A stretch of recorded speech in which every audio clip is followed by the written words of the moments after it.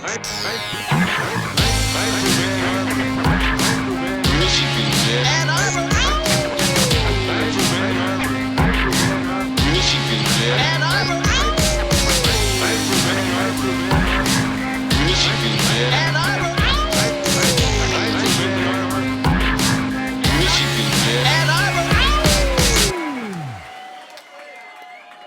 Welcome to the Ann Arbor Mentality Podcast, Season 2, now on YouTube. Please click and subscribe. I am your host, Dion Pittman, alongside Mr. Ed Williams. Hello, Say everybody. what up, Ed. What's going on? Enjoying the winter starting up there? Like we said, we know Nichols Arcade, everyone's getting ready up there, getting all the decorations, all the stuff's going on, the pumpkin spice lattes. I know you guys are getting it up there, the North Faces. Han Solo outfits for all the young ladies. Maybe a throwback triple fat goose here or there, maybe? Canada Goose. Canadian Canada Goose. Uh-oh. Remember the dollar exchange back in the day? We used to get so much more. I don't think it is as big as like it used to be. Oh, well, that's another reason we went to Windsor at 19. They had the great bars. Molson Triple X. Oh, man, and we didn't have to show nothing either. There was nothing. You would just drive through most of the time. On the way back, They would check you, though. I got a funny story about that. I'm not going to say any names, but I might use some initials. But one RP was in the back of the truck just earling. He started off earling in the front, earled all over the side, was earling in the back, and we had to pull through. And he started earling when we were at the border. Oh, man. For our non-Michiganders, earling means throwing up. Give me a quarter, I got to call Earl. Throwing up. Threw my pickles on the rug. In my hoopty. Well, today we're going to be talking, of course, about Ann Arbor mentality, but there is a building that's been sitting in Ann Arbor forever. We used to try and get into it. It's probably been closed down, man, minimum 20 years when I was there. And before that, there's no telling. It could have been 30, could have been this and that. But this is a historic building right next to the upstairs Pinball Pete's. And this building has been sitting there unoccupied, like I said, for all these years, but it has a very, very dark tone to it, very gothic, very dark. I mean, the windows, everything is like dark about it. It sits across from the sidewalk. But I can remember, I don't know if you remember this, Ed, or not, a lot of the punk rockers and the smokers, the people who were smoking cigarettes or whatever, they would sit on top of the brick wall, and it was high. I mean, it was like 6 foot tall. So you couldn't see the house unless you looked through the little gate. But all the punk rockers, skinheads, this and that, whatever, skaters would sit on top and they'd smoke their cigarettes. People would hang out there forever. I don't know if you remember that part or not, but that was like the hangout spot. Yeah, no, I don't recall. I don't really recall this place. Yep, definitely. It was right there in the cut, but the literal fence, it hit it because you would walk by, like you left Pinball Pete's, you'd walk towards the diag, and you would walk past this brick wall, and then there was a small gate, and even the gate was a little, just it wasn't like so easy to look through. You'd have to like look through it. But if you're walking and talking, like hundreds of people, 1,000 people, you probably walk right past it and not even know it's there. Wow. Yeah. So we always, we always wondered what it was. A lot of people were like, is this a church, this or that? But so this is a historic building called the DKE Shant Building. And this is on Ann Arbor. This is on William Street. So literally for the people that used to go to Pinball Pete's, if you walked out of Pinball Pete's, on your right would be Campus Bike and Toy across the street. And then on your left, you walk up towards the diag, it's right there. And right behind it is literally the side of the classic McDonald's, brick building McDonald's, and then Nichols Arcade, obviously after that. Okay. Yep. And so this was the Delta Kappa Epsilon family. Now, there's so many stories out of this place, from rituals, seances. I mean, you name it. The stories go on and on. What's real, what's not, we don't know. But we do know last time it was open, I heard they opened it and they're still letting people through every now and then. But there sits a throne in there. And just picture a dark church looking, very, very dark, historic looking building. Walk inside, big throne sitting there. Wow. Right? So this building's known as the Shant. It's also known as one of the most unique buildings on the University of Michigan campus. Yeah. And if you think about it, it really is. I mean, we got a lot of architecture there, but this one is like, I don't think there's any other thing like it there at all. Wow. You know? Oh, I know the house you're talking about now. I just remembered it. Yeah, now I remember it. Yeah. I always wondered what that place was too. Yep. We always called it Dracula's house. Exactly. Yeah.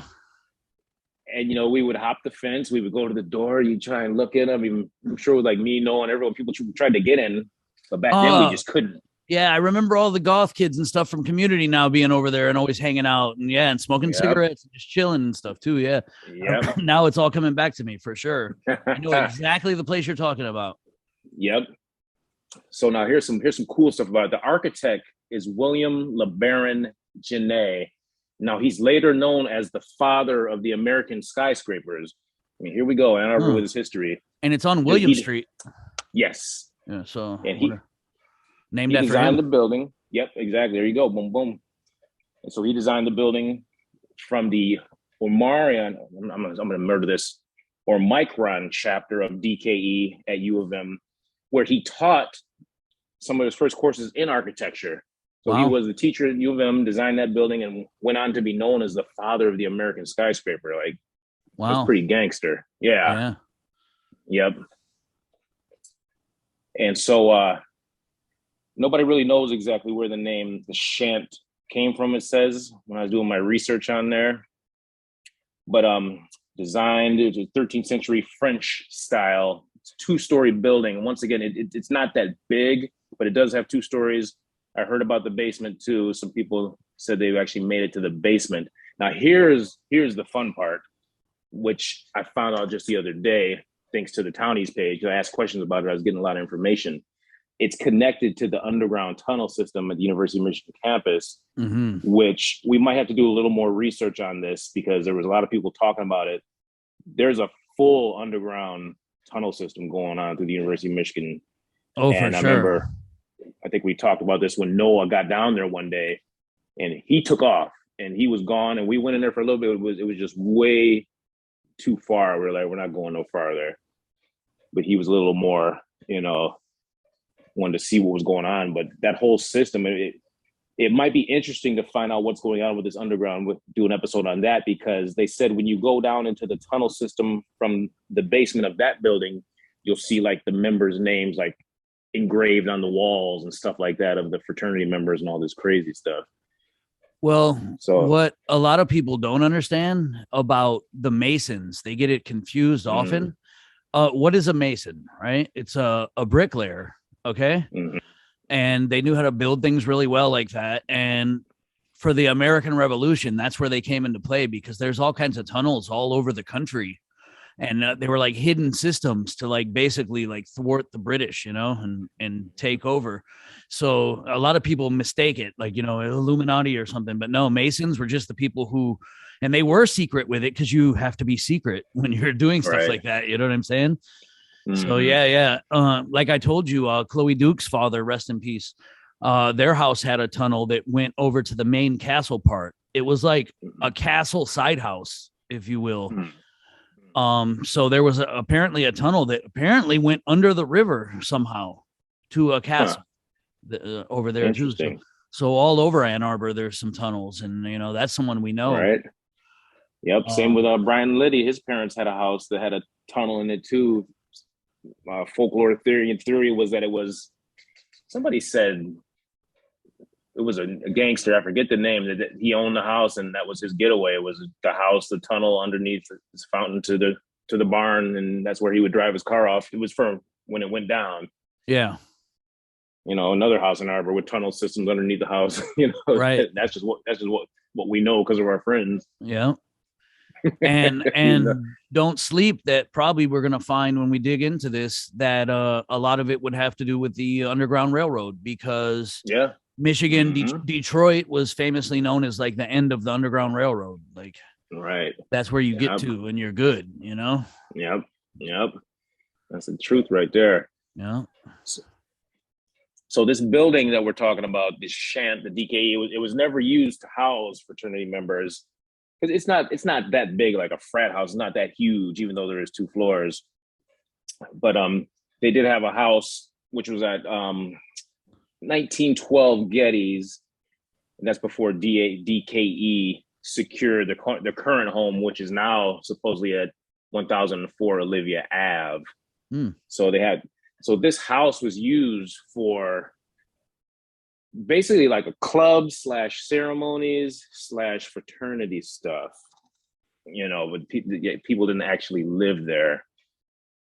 Wow. And so it says in what I was researching that over time, DKE, the fraternity, they lifted the veil of secrecy surrounding the Shant building years ago. The members allowed people to step foot inside the house, and the brick wall outside was constructed in 1901, and it said specifically to keep people off of the property, to keep them away. It says the walls inside the Shant, they're lined with photographs of the DKE alumni.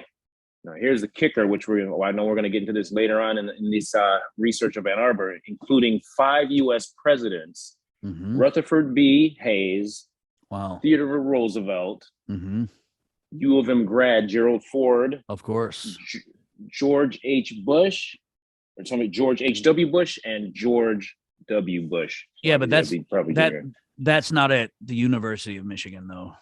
No, these are members of the DKE. Yeah, exactly. Yep. Yeah. Yep, exactly. Yeah. The only member was, I think, Gerald Ford, right? Yeah. Yep. As far as I know, yeah, I'm pretty sure. As far as we know, right? Yeah, I'm sure I would have come across that if there was. But Gerald Ford, University of Michigan football. Amen. Now here's a I don't want to say fun, but frat houses and party and this and that.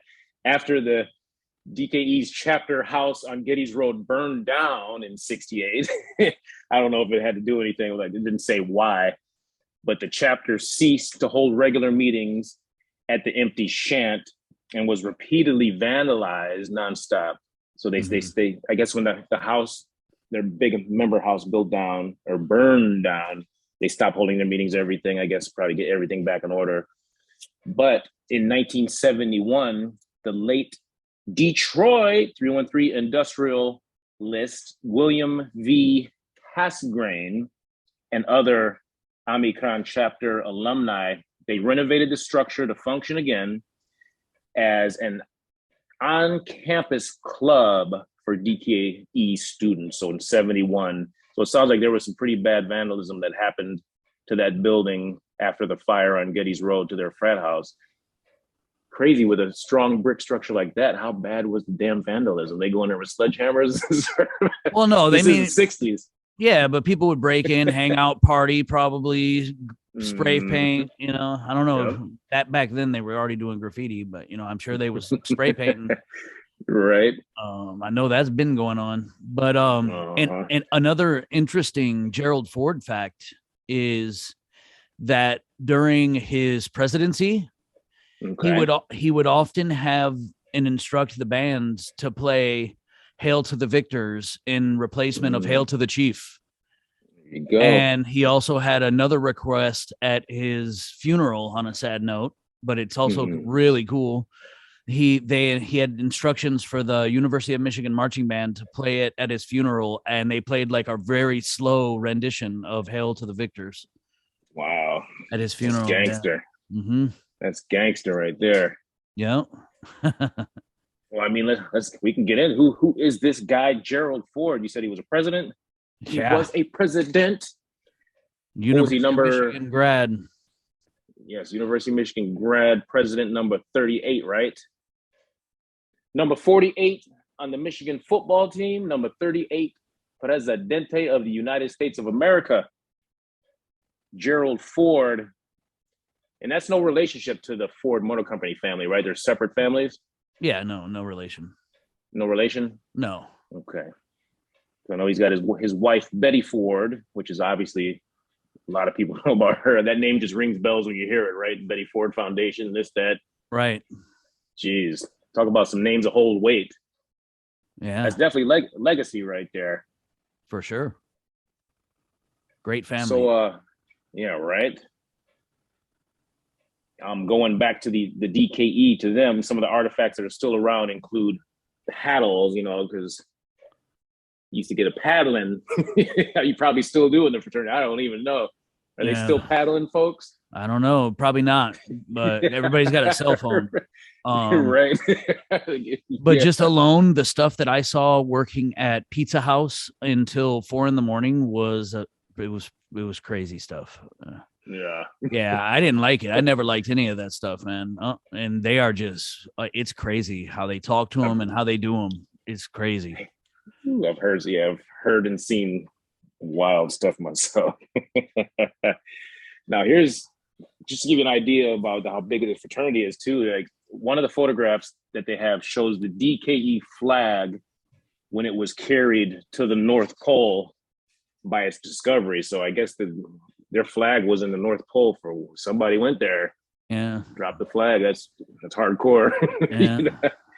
That's some hardcore stuff.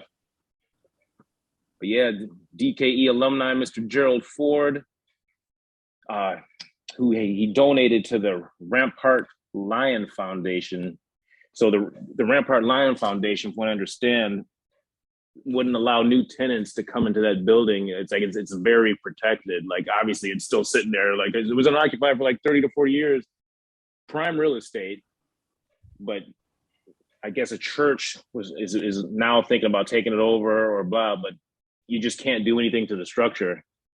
You can't. It's just like it's like solidly protected. And when you see it, because it's like, once again, it's not like a huge building. It's like this little building in the middle of everything. Yeah.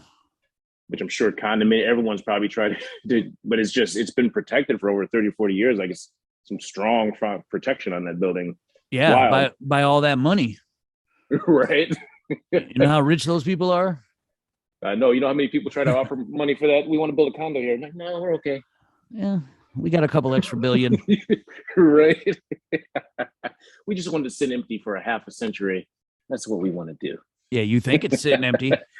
Yeah, right.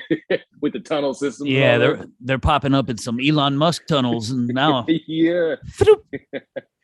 Oh man, having their little rituals.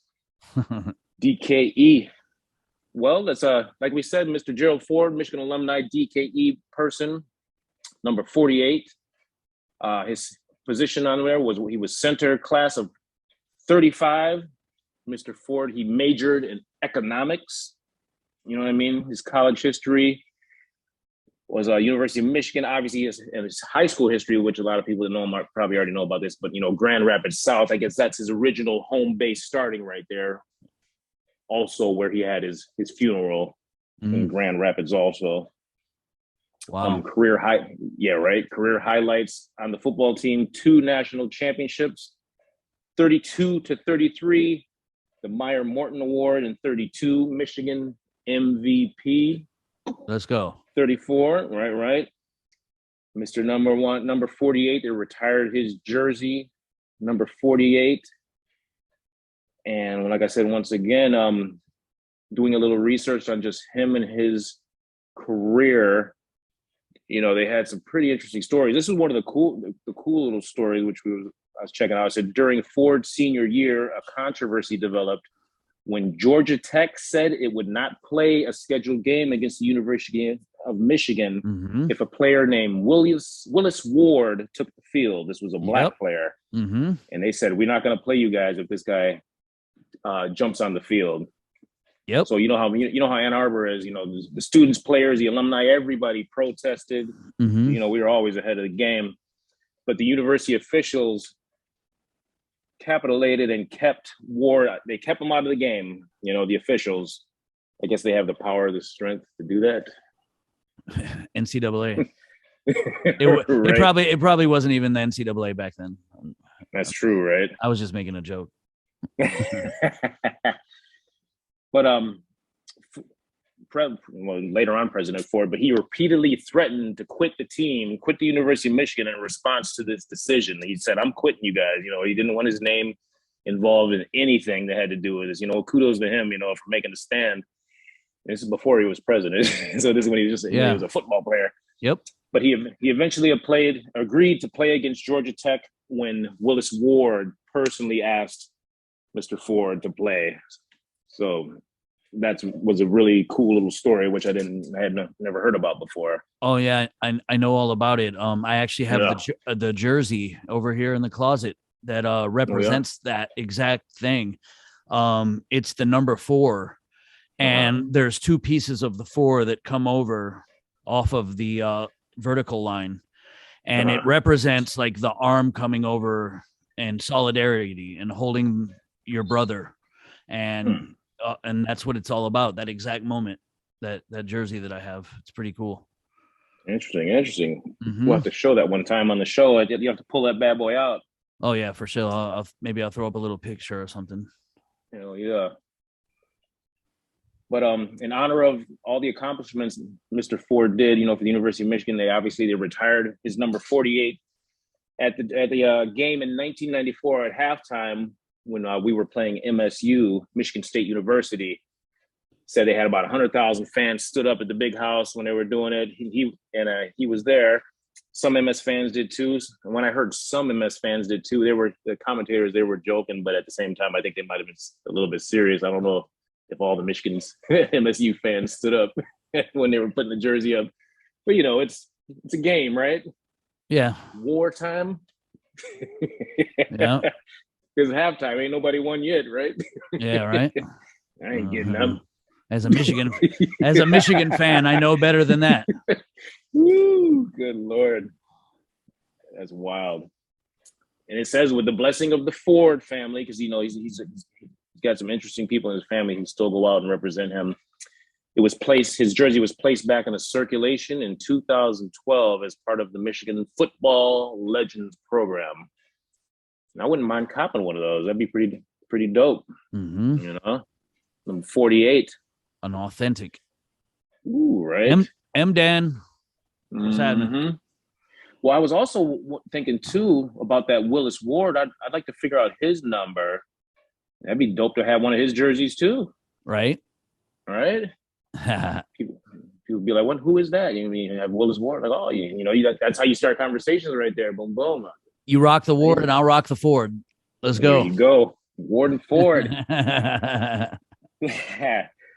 So, and then we'll go to Zingerman's over in the first ward. Or was that the fourth ward? No, that's the first ward. Right, first ward, right? Yeah, first ward. Thank you to Christine Crockett for giving us that info. Shout out. Yeah, but Ford graduated in the top third of his class in 41, and he was admitted into the Michigan bar shortly after that. In May 41, he opened a Grand Rapids law practice with a friend, Philip Bookin, right? Just going hard.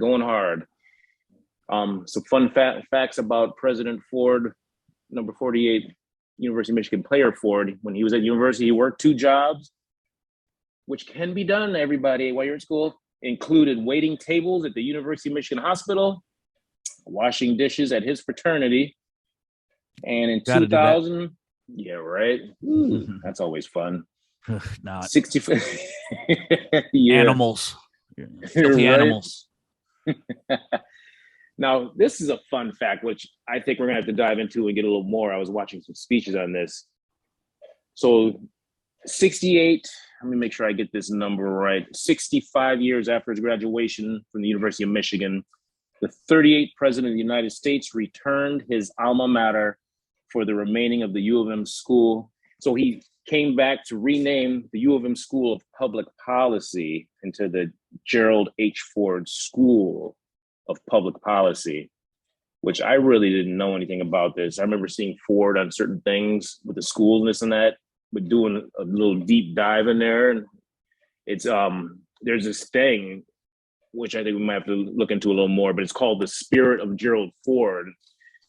And it ties right into almost like this whole Ann Arbor mentality, which had me thinking today, it's like Ann Arbor is University of Michigan and University of Michigan is Ann Arbor.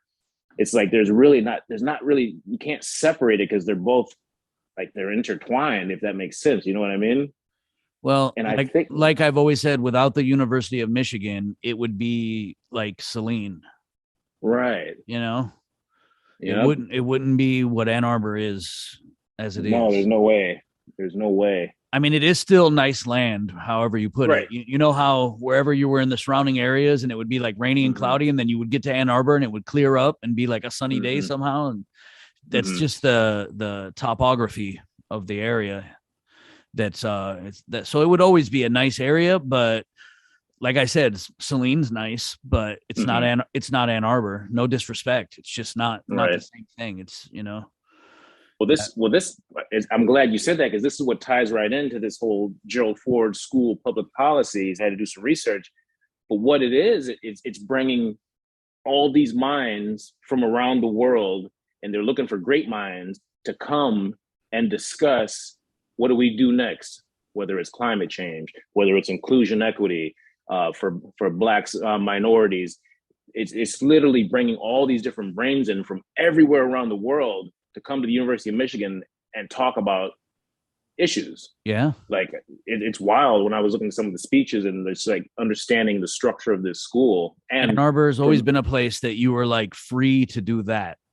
You know, you were always free to come in and speak your wild, you know, thoughts and opinions on things. And people wouldn't, you know, laugh at you. They would allow it. Yeah. They'll give you a listen. You know? They'll give you the steps of the diag if you want. Yeah, sure. Go ahead. Oh, it's all the time. Like I said, every time I go back, one's happening. Every time. I always pass through and check it out too. I always just like kind of like take a little video or whatnot. I got a couple of those in the vaults, so might have to break them out. Yeah. That's interesting. We'll have to look at that, because in America, you have the right to public protest, right? It's a right instilled in the Constitution, right? Yes. So anytime, if you feel like it, especially in a place like University of Michigan, you can go set up shop on the diag, draw as many people as you want, and you could have thousands of people there, but they allow you to do it. They're like, this is your legal right. I don't care if you got 10 people or 1,000 people. They can't tell you no. No. And the amount of people you draw, you know, that's on society, and that's what they believe in. That's what we believe in, you know. If people are going to show up and want to hear that, then obviously there's a need for somebody to hear it, you know. If that many people are feeling it. Hey. Interesting. Yeah. You know what? We should probably do a deep dive into the protest culture at Arbor and go back to where maybe like police and people were trying to stop protests. Oh, There's probably a rich history there. I'm sure it is. Absolutely. Right? Yeah. But, you know, Ann Arbor's always had that counterculture vibe that, you know, question everything, you know, you know, that's what we do. See it, and when you say that right there, that I'm telling you, like this whole Gerald Ford School, that's just like it right there. It's like question everything. It's like talk it out, figure out different ways. Is this working? Is this not working? Which is very interesting in this whole public policy world. You know, I haven't done a deep dive into public policy, but just when I was looking through the school and the lectures and the speakers, it's exactly like what you said, like question everything. Is this working? I don't think so. You got a better answer. Let's try this. Yeah. Counter. Well, I don't think we should try this. You know, back and forth. Boom. Spirit of debate, spirit of protest. I mean, Ann Arbor, like you said, what's on your mind? Speak it. All right, let's test it. And I've always used that as here's another Ann Arbor thing that I've used in my life. I've always used that as a power of mine. I hate to use the word weakness, but I always found that to be a weakness of people when they were kind of closed-minded to other people's things, and they would just shut down like, oh, that's stupid, not even discuss it or whatever. Because, you know, there's value in everything, and you can find little bits and pieces there and formulate your own opinions and use it creatively, use it mentally. It's very, you know, it can be very stimulating too, to try to grasp new concepts. And, you know, whether it's crap to you or not, you know what I mean? Why not have that open mindset? And that's always been a thing that I found in Ann Arbor. Well, getting to community high school also helps that, because you don't get that as much in the other public schools, even though you do get that from the people, because, you know, it rubs off from the parents. You know, it's just the way it is. But would another city allow a community high school in their city? You know what I mean? Not really, because they were even like, they didn't really like us so much back then in Ann Arbor, right? Like, how many years did it take to be? But it was accepted enough to be there, and it was accepted that those type of kids could flourish. And then you see those type of kids going into the community and doing major things. So other people that maybe were closed-minded are like, wait a minute. Okay, that person was like a crazy kid with a mohawk, and now he's killing it with a store, with a business, doing something for the community, doing something outside of Ann Arbor. How many cases of that have we found? It's endless. There's so much success from allowing the youth to just flourish in their own way, and I'll always believe in that. I've always said that we hold some kids back. We all know those kids in the 6th grade that were already way smarter, and you're like, wow, they're like as smart as an adult, and you're thinking that as a kid, right?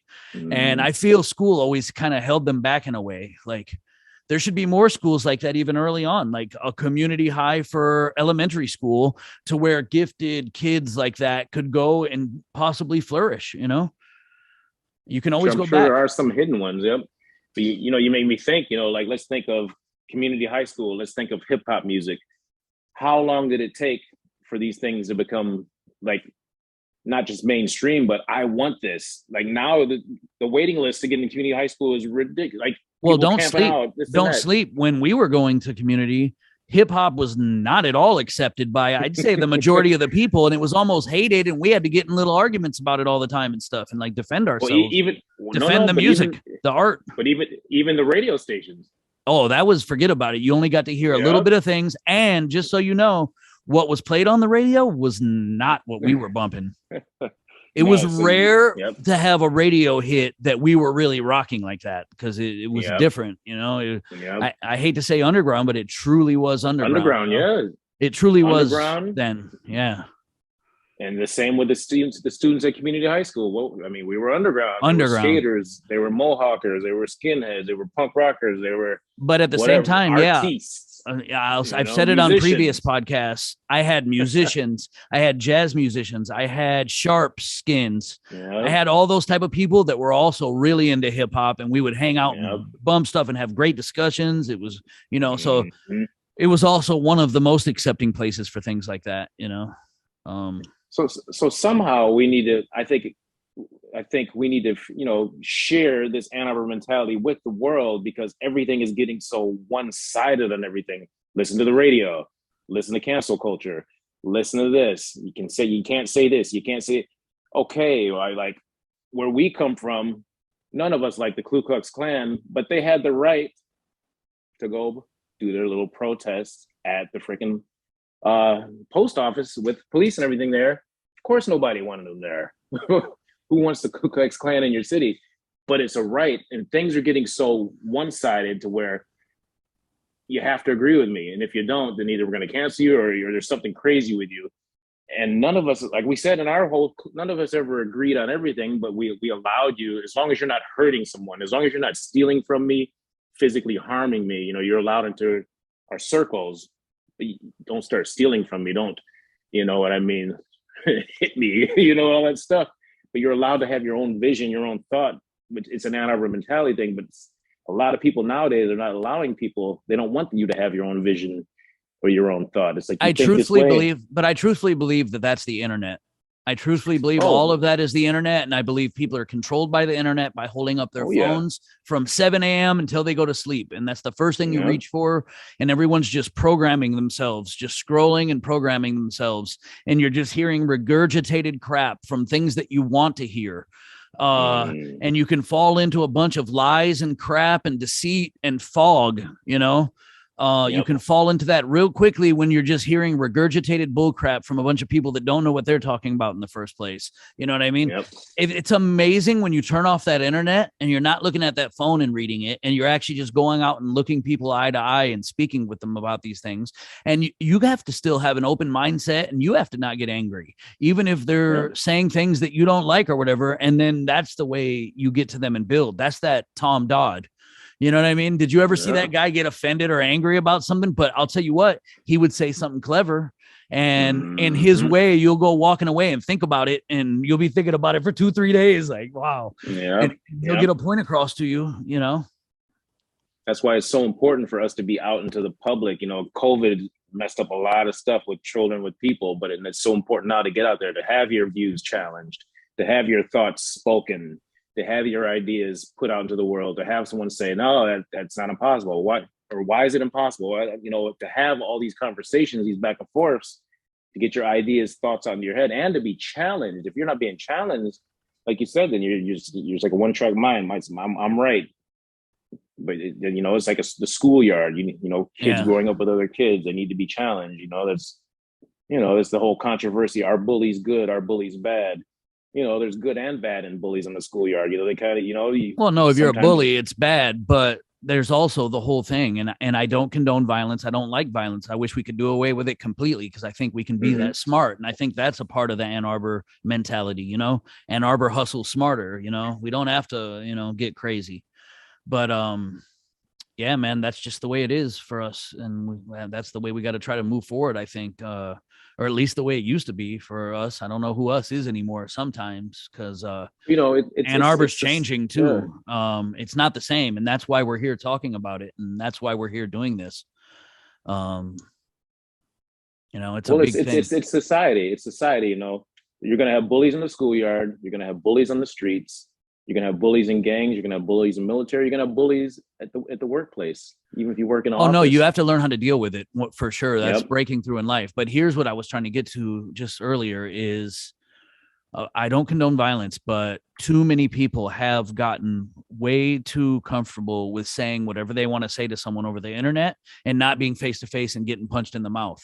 Because there's people that say stuff constantly, and it's just bad for the mental psyche of humanity to be hearing and saying that stuff, even if you're just typing it. Like, it's horrible. Like, some of the stuff you see and hear, and like, it's just insane to me. Like, if you said that to another man face to face back in the day, and like, you're getting socked in the mouth for that, Mm-hmm. And while, like I said, I don't condone violence, and you should try to use your words and talk it through and get through to this person or something. But, there's people that are just gotten too loose with it, Well, that's why it's so important for us, especially now that COVID, we're post-COVID, we're still dealing with it, to get out there, to interact, to have your kids out there interacting, because it's like checks and balances. Oh, that's coming out of your mouth, you're getting checked. That's just how it is. You can fly off the hinges and be buck wild, but society, whether it's the bully or just society in general, they're gonna check your ass. It might be the police. And so people need to be out talking, interacting, touching, not, like you said, not just behind the internet, just going to war typing, but out there face to face, because the world's gonna bring you back to reality. Listen, in the late 70s, early 80s in Ypsilanti, Michigan, on the east side, if you were getting bullied or somebody punched you or something, do you know what 9 out of 10's fathers did? Immediately grabbed you up and put you in the passenger seat and went right to the front door. No seatbelt either. No seatbelt. And put you to the front door. They would go up and knock, have a little conversation with the father, and I'd say 7 times out of 10, you might have to fight right there each other in the front yard or apologize to each other. You know what I'm saying? Right. Face to face. One or the other, but it's going to get settled right now. Face to face, eye to eye, and we're going to talk about it, like men, like women, whoever was answering that door. And that's the way it was. And that's the way real life is. Kids growing up, whether you on the schoolyard or in the street, if somebody lays hands on you, you have to protect yourself. Listen, there's crazy people out there still. Yeah. And I'm just talking crazy. I'm not talking about, I have a little ADD or no, I'm talking about crazy people. And if you run your mouth or do the wrong thing or say the wrong thing at the wrong time to one of these crazy people, you could possibly get yourself killed out there, so you got to learn those things too.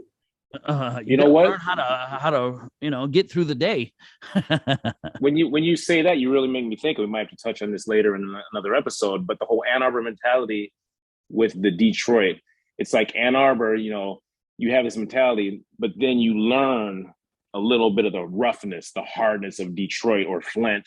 And that right there, that's like checks and balances. You learn at a young age. That's Southeast Michigan. Yeah, that's Southeast Michigan. That's factory culture. Getting dark. You know what I mean? Like, you learn that at a young age, how to talk to people, because like you said, it might be a woman from Detroit and she's going to check your ass quick. And if you talk crap, girls might be upside your head with some 40-ounce bottles. That'll happen. Big and bad. You know it. It's Belle Isle. Don't be disrespectful. I'm telling you. You got to learn. Don't be loose with the lips. And you know what? I think that's one thing we can get into it later. But like the cultures, like especially when I started like going to Miami and this and that. You know, when I'm seeing people wearing like big gold chains and this and that, I'm like, wow, like it's so much more free down here. Because I remember that you can talk to people like that. Because I remember coming from up north, like you can't talk to people like that. A grown woman will check your ass, and you're a big ass man, but she will check your ass. And if she'll take off the earrings and go head up with a dude. You know what I mean? And I remember when coming down south of Miami, it was a different culture. It was more free. Like, oh, you can pop off I remember seeing people pop off at the mouth, and I'm like, oh, it's about to go down. I'm like, it didn't go down. I'm like, huh. And it was new territory for me. Growing up, like I said, man, you know, it was a different thing, and there was a certain amount of disrespect that just wasn't tolerated. So if someone said something that they were going to do something, and then if they knucked up and run up on you, a punch was getting thrown. It's none of this, none of this shoulder stuff. Hold me back. None of that. Punches was getting thrown. And it sounds like such a male dominated thing, but no, we're talking aunts, mothers, grandmothers, sisters. There was a certain level you could push people, and then it might be grandma's about to go in. Yeah. We could say that for another podcast, those mentalities of, because Ann Arbor, it gave you light on all different angles, education, street life, because you had all this stuff surrounding you, which educated you. I don't know, you know, hopefully people are still out there getting that. You know, they're not just sitting at home, like we said, on the computers, on the phones, like they're out and about still. I hope they are, because there's so much game you can get from Ann Arbor with all the people coming in from around the world, plus the surrounding cities, Detroit, Flint, all these other places. There's so much game, and we all know that you can get living in Ann Arbor if you're out of the house and you're out and about. But like you said, if you're stuck at home, you're on this computer and all this stuff's going on the campus in Detroit and all this stuff, I can see how you could totally miss Ann Arbor game, which probably takes me back to why people say how bad Ann Arbor is. Like, Ann Arbor sucks. And when I hear people say that, I'm like, who are you hanging out with? Like, who's your circle of influence? Because those words never came out of my mouth when I was, you know, so I think it's really important who you surround yourself with. And if you're stuck in the basement on the computer typing away, yeah, Ann Arbor might suck. Hey, you don't even have to be in the basement. Everybody's on their phone 24/7, so they're walking through downtown like this. Yep. Just so there you go. Put the phone away. Put the phone away. Walk around. Look up. Don't even use maps to find somewhere. Walk into some places. Creep into some alleys. Go through the little back spots. There's so many dope little back alleys and fire escape little parts, and you know what I mean? Like, you can just find little parts to be alone and chill and, you know, say good afternoon, say good evening to those people walking by you on the streets. Don't just have your head down walking through the crowd. Yeah, get into a conversation. New York. You might learn something. New York stuff, right? Is that New York? Yeah. Like, that ain't. Yeah, but that's not us. No. See, don't sleep. No. Everybody says about New York, but it's not true. When I went there, I had so much fun walking around and talking to people. And once again, Ann Arbor prepared me for that. It's like 6 square miles of New York dropped in the Midwest, basically. You know, without the tall buildings and everything. But it's like a little chunk of New York just dropped. You know, take one neighborhood in New York, drop it in the Midwest. And New York people were really kind. I met so many cool people just in the streets. We were kicking it, had so much fun. I love New York for that too. Don't sleep on people. Always get that mistaken, you know. But if you're cool, basically that's everywhere I've ever went. If you're cool and open-minded and accepting, man, you can get down anywhere, and that's what I know. Sounds like Ann Arbor mentality. Yeah, it sure is. Judge a man on his character, not his color or his job or his CEO status. Judge him on his character. But anyhow, everybody, we're out of here for the day. And, you know, keep up the Ann Arbor mentality. Come check for us on YouTube. We're still on everywhere else that podcasts are available. Please check on us there. Download them if you could. It helps us out. Please, please, please support the Ann Arbor Mentality Podcast.